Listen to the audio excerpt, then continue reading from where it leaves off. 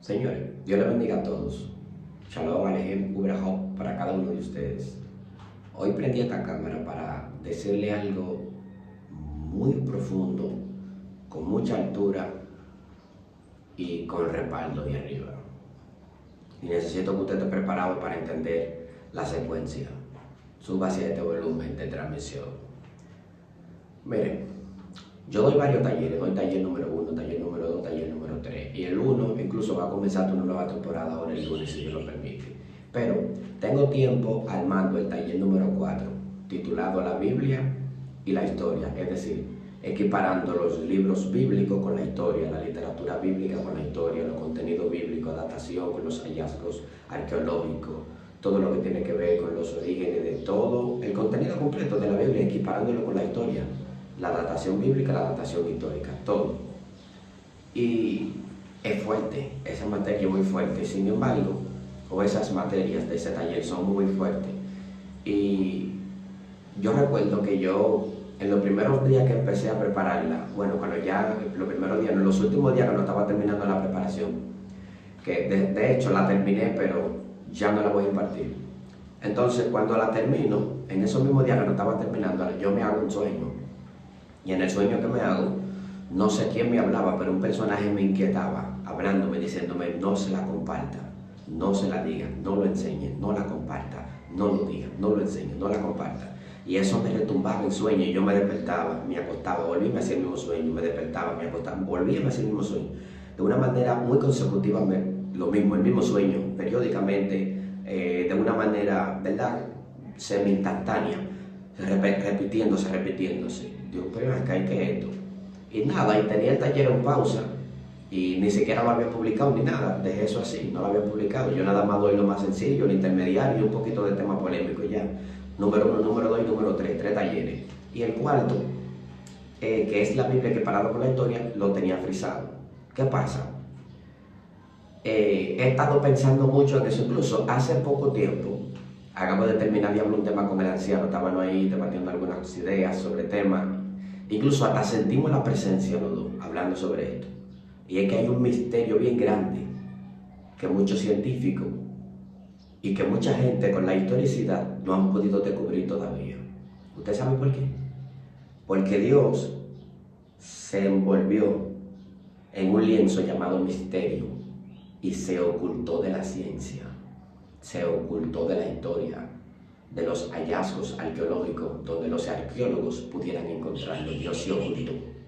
Por eso que vemos un texto en Corintios 2, 6, por ahí.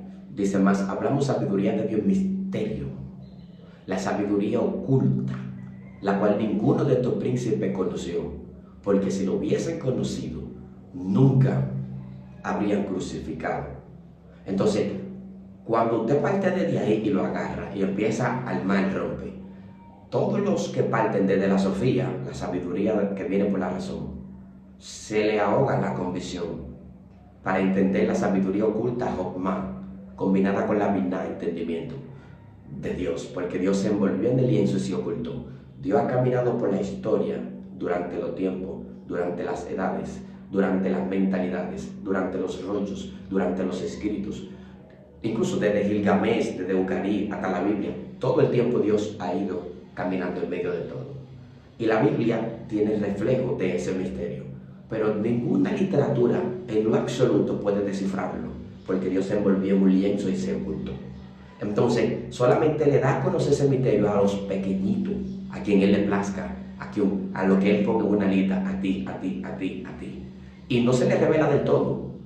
Fracciones un poquito más adelantadas, Dios les muestra a nivel de teofanía para que ellos vayan alcanzando, porque Dios quiso, porque Él los amó de tal manera. Sin embargo, la historia no ha podido eso. Entonces, por eso es que solo los de fe pueden tener la percepción, pueden ser perceptibles de una manera intuitiva, inspirada por el mismo Ruach Hashem para descubrirlo. Usted no se ha preguntado por qué el reino del norte, que se quedó con el El de Baal y el El del Panteón Cananeo, porque el reino del norte, después de la devastación, corriendo, el grupito que salió corriendo, que fue el reino del sur, los de Israel, que pasaron para el sur para socorrerse, y cuando van al sur, que se reúnen y matan al líder de Babilonia y lo agarran y se lo llevan a los 70 años, la nomenclatura de los que salieron prófugos o corriendo de Israel, sucumbido con Judá, una vez que se unifican, que son castrados y llevados los 70 años en Babilonia, entonces allá empiezan a reinscribir.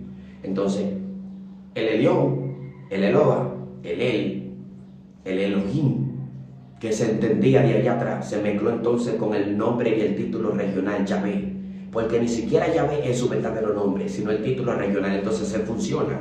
Entonces los textos, los cuentos, las historias que habían de ella se nos mezclan entonces con los Yehudá. Y en esa unión, ahí viene la Biblia que usted y yo tenemos. Pero hay un misterio. Y es que por medio de ese hecatombe tuvieron que llegar ellos a juntarse con Judá para que vinieran los rollos, del cual el mundo está tomando un poquito del maná divino. ¿Pero por qué? Porque Dios siempre se ha ocultado de la ciencia porque tiene un objetivo. Y ese objetivo es tener una sola potestad. Y como tengo una sola potestad, tiene que ver con Él, con su supremacía, con su omnipotencia, con la manera de ser soberano por encima de todo lo que exista. Si Dios se deja hallar por arqueólogo, entonces irrumpe su propio plan divino, la cual es imposible. Por eso que la ciencia no lo alcanza, no lo puede descifrar. La historia no lo puede descifrar. Por eso que vemos que en cada mentalidad hay hallazgos de Él. A nivel mitológico, no importa que sea mitología extrabíblica, circundante, intrabíblica, extrabíblica, no importa de la forma que sea, siempre Él ha caminado por ese lienzo, en medio de las mentalidades. Y solamente a los que Él ama, Él le da a conocer ese misterio, a los que Él ama. Ahora hay un detalle, y es que ese misterio Dios lo da anexando ese espíritu, que por medio de su rúa, ¿verdad? Porque su rúa escudriña lo de Él y nos lo hace saber a nosotros, cosas que ojo no vio, cosas que nadie escuchó, cosas que no ha subido a la razón humana, cosas que la gente no sabe. ¿Por qué? Porque es un misterio que Dios empieza a descifrarlo como Él quiera, a quien Él quiera y donde Él quiera y en el tiempo que Él quiera.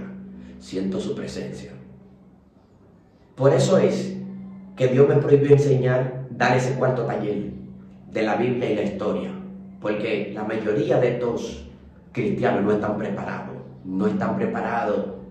Hay gente que todavía no dominan Juan 3:16 y no van a conocer lo que es la Biblia y la historia, no van a entender esos misterios. Por eso que el que se mete a nivel científico, no científico bíblico, no, científico por fuera, ya es un, digamos, un nivel posgrado. Entonces ya el que se va por fuera, si no tiene conocimiento del mundo espiritual, verá a Dios ausente en su conocimiento, porque el conocimiento no lo alcanza y no le quita el lienzo. Y como no le quita el lienzo, no lo van a descubrir. Para descubrirlo, cuando Dios hace así y se desarropa y dice: aquí estoy, hijo mío, siento su presencia. Por eso es que aprendí la lección y dije: yo no voy a dar ese cuarto taller, mejor me mantengo, cultura hebrea, enseño para acá, texto, malas traducciones, cositas bíblicas. Entre la Biblia se enseña todo, pero con la historia, equiparando la Biblia, no, porque la gente no va a entender los midrashim con planes teológicos que la Biblia encierra como historia. La gente no va a entender eso. Entonces, al no poder entender eso, se va a confundir entre los planes teológicos, refinando historia, con la historia fuera de los planes teológicos que la Biblia incluye. Por esa razón, me quedé meditando lo siguiente y dije: hay cosas que no es para enseñárselas. Ahora, hay algo que yo he aprendido, y es que ustedes están molestando a Steven. Escuchen con cuidado esto. Escuchen con cuidado esto. Yo he notado, incluso vi ayer un estado que me mandó alguien, yo también entré y lo vi, de Steven hablando con los supuestos sana doctrina, que parece que lo estaban molestando. Hay un error número uno que han cometido ustedes. ¿Saben cuál es? Ver a Steven como un Mesías, como un Jesucristo, como un libertador, como un Salvador. Entonces no han aprendido a depender después de Dios, de ustedes y de su conocimiento. No se han preparado. Por eso cuando algo le choca, quieren que Steven lo salve. Eso fue lo que pasó con Vladi. Después de que Vladi empezó, tuvieron que llamarlo a él porque lo están viendo como un Mesías. Pero prepárense, ustedes tienen una Biblia en la mano. ¿Por qué no se ponen a estudiar? ¿Por qué no se preparan? Entonces quieren estar atacándolo para que él salga a defenderlo, cuando ustedes con una Biblia en la mano tienen años predicando y hablando lengua de ella. Usted tiene que depender de Dios después de ustedes. Incluso Él está dando taller, vaya, aprenda. Hay muchos maestros buenos dando taller, aprenda, capacítese. Usted no puede estar dependiendo de otros. Usted tiene que tener su propio conocimiento. Gente con 20 y 30 años en el Evangelio y no pueden defender lo que creen. Con 30 años en el Evangelio y no pueden defender lo que creen. No saben en qué pie están parados. Pero así patorean, así hablan lengua y así son maestros. y no pueden defender lo que creen, no lo pueden defender. Usted no puede estar dependiendo del anciano, usted tiene que echar raíces y conocer lo que usted profesa, lo que usted cree. Usted tiene que tener un crítico que lo impulse a descubrir por dónde usted está parado. Pues entonces su iglesia, su ministerio, su doctrina, todo usted lo edificó en la arena. Mateo 7:24, el que edifica en la arena viene el viento. Viene ese viento, ese anemoi, de anemo, viene ese anemoi, golpea con ímpetu la casa y la devorona.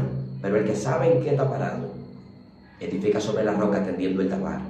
Y ese que edifica sobre la roca, viene viento, marea, cualquier no lo puede tumbar porque está cimentado en la roca. Hay gente que está profesando una doctrina que ni ellos mismos conocen, enseñando una doctrina que ni ellos mismos saben cuáles son los arraigos, no saben dónde está la semiente. ¿Por qué? Porque están extrapolando un texto por una tradición que le enseñaron, llevándose de otro. Usted no puede depender siempre de otro, usted tiene que aprender. Hay maestros que son facilitadores, le facilitamos el camino para que ustedes tengan una premisa, pero y su vida espiritual, y su oración, y su conducta con el Padre, y su intimidad con el Padre, eso nadie se lo puede enseñar. Eso tiene que emanar de su corazón, eso tiene que salir voluntariamente. Si eso no sale de usted, mi hermano, usted no va a poder descubrir en qué pie usted está parado. Será una caña sacudida por el viento. Caña no, un bagazo sacudido por el viento. Entonces, yo, después de despertar con esa experiencia, le hago una sola pregunta al Padre, una sola le hago. Y le digo: Señor, ¿cuál es tu plan? ¿Por qué te has ocultado en todos los trayectos históricos? Extra e intrabíblico. ¿Por qué? Porque en la dos historias, la intra y la extra, te ha ocultado. Y nada más reflejo tuyo, algunas apariciones teofánicas, pero te ha ocultado. Siento su presencia. Es un misterio. Por eso que muchos lo confundían con algunas deidades, lo confundían con algunos títulos. Siempre toda la cultura han confundido al Ein Sof. ¿Pero por qué? ¿Cuál es tu plan? Dios siempre ha tenido un propósito. Desde que le arrancó la cabeza al Leviatán y lo partió y le dio su carne a comer a sus hijos en el desierto. Y que después vemos la incorporación en Egipto, en Roma y en todas las historias como figura del gran dragón. Incluso la bestia que sale del mar en Apocalipsis, bien grande, que muchos le están llamando Anticristo. Hay un misterio detrás de todo, porque Dios permite las reconstrucciones de cosas que Él desbarató. ¿Sabe por qué? Porque el plan continúa. Y hasta que Dios no ejecute su plan soberano, la historia va a empezar siempre a girar, así como el globo, va a empezar a dar vuelta y vuelta, vuelta, 365 grados. Hasta que un día, llegando al 364, Dios haga así: mar, detente. Cielo, detente. Cielo de los cielos, ábrete. Cielo intermediario entre el cielo de los cielos y el cielo del cosmos, quítate. Ese día es el día de Hashem. Y ese día es el día grande y temible, la cual nunca hubo, ni tampoco habrá. Y con esto termino. Piensen en esto. ¿Históricamente hay infierno? No. ¿Mitoteológicamente hay infierno? Sí. ¿Por qué? Porque la mitoteología está incluida en la Biblia. Históricamente no hay infierno. Pregúntese esto. Ustedes hablo con los científicos ahora, con los que están en alto grado de conocimiento, no con los muchachos, con los que están rompiéndose ya que no se saben Juan 3:16. Hablo con los científicos. Pregúntense esto. ¿Qué es mejor? ¿Creer que no lo hay porque la ciencia lo desmitifique o lo presente ausente, sin evidencia, ni forma de cómo demostrarlo? ¿Creer eso o engancharse a la mitoteología con los planes teológicos de la Biblia y creer que sí?